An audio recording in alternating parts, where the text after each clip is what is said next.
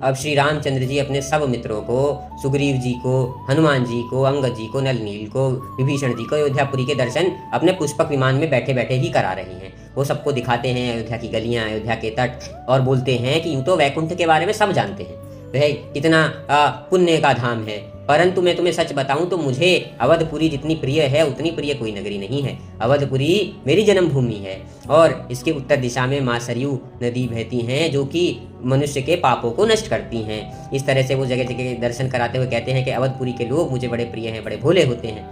अब ये सब चल रहा है, इतने में वो लोग देखते हैं कि भरत जी, सारे मुनि श्रेष्ठ सब लोग आ रहे हैं, तो वो विमान को साइड में अयोध्या की सीमा के पास में उतरवा देते हैं। अब सब लोग जब वहाँ पे पहुँचते हैं उनके दर्शन के लिए, तो सबसे पहले तो प्रभु अपने गुरु के पास जाते हैं, वशिष्ठ जी के चरणों में गिरते हैं, प्रणाम करते हैं और वो उनको हृदय से लगा लेते हैं। तो प्रभु कहते हैं कि हे प्रभु, हाँ हम लोग आपके आशीर्वाद से, आपकी कृपा से, आपके दिए हुए ज्ञान से, आपके पुण्यों से कुशल मंगल हैं और सब अच्छे से रहा।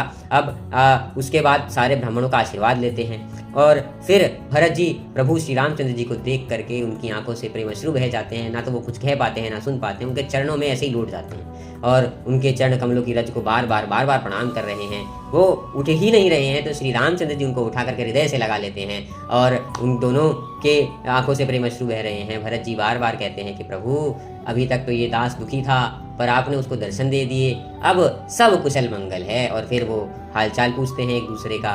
फिर इस तरह से रामचंद्र जी और भरत जी का मिलन हो रहा है, जिस पर तुलसीदास जी कहते हैं कि मैं इसको क्या उपमा दूं, क्या प्रेम है देखो। और जो शिव जी हैं, भगवान शिव कहते हैं कि इस मौके पे भरत जी कुछ कह ही नहीं पाते हैं, वो जो कुछ भी बोल रहे हैं उनको शब्द ही नहीं मिल रहे हैं, इतने ज्यादा भाव में वो डूबे हुए थे। इधर शत्रुघ्न जी लक्ष्मण जी से मिलते हैं, फिर लक्ष्मण जी भरत जी से मिलते हैं।